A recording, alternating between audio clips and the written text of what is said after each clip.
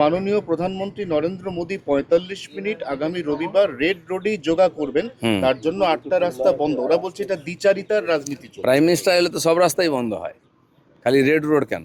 উনি যেখানে যাবেন সেখানে বন্ধ হবে। তো যেখানে যান চলাচল কম ওখানেই করেছে, ছুটির দিন ওখানে কম লোক যাবে, সেজন্য ওখানেই করেছে, না হলে তো আরও বেশি সমস্যা হতো লোকের। না, প্রশ্নটা ছিল যে নামাজ পড়তে ১৫ মিনিট লাগে, সেটা দেওয়া হলো না। 15 মিনিটের জন্য কত ঘন্টা আটকানো হতো? আর ওনারা কে? হরিদাস পাল? তাদের জন্য রাস্তা আটকানো হবে? প্রাইম মিনিস্টারের জন্য আটকাবে, চিফ মিনিস্টারের জন্য আটকাবে? এটা ঠিকই আছে।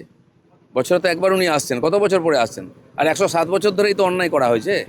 এক বছরে এমনি দম বন্ধ হয়ে যাচ্ছে। যান বাংলাদেশে, পাকিস্তান চলে যান, এখানে নামাজ পড়ুন, কেউ বলবে না। এখানে চলবে না এইসব। সরকার পাল্টে গেছে, লোক পাল্টে যায়, জন্য এগুলো বন্ধ করবো বলে, আর বন্ধ হবেই, জেনে রাখুন। কাউন্সিলর অনন্যা দেবীর যে বাড়ি, হাতি বাড়ি, একটা সুদৃশ্য বাড়ি, আগেই প্রশ্ন উঠেছিল তার বৈধতা নিয়ে। তিনি